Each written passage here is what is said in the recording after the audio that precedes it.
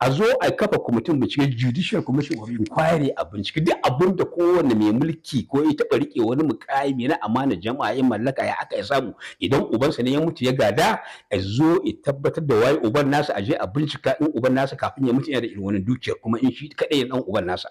in ma yana da wannan dukiyar in ba shi kaɗai dan uban nasa ba ƴan uwansa suna da irin wannan dukiyar in babu shi aka ya samu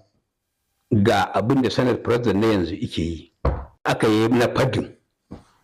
na cushe ana magana tiriliyan 3.7 kusan tiriliyan 4 ya kasance ana maganar raba daloli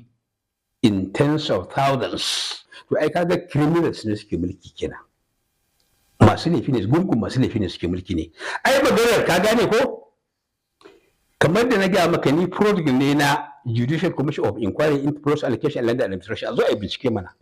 An ce ai a lokacin Buhari ya kafa kwamitin bincike duk an binciko an san abin da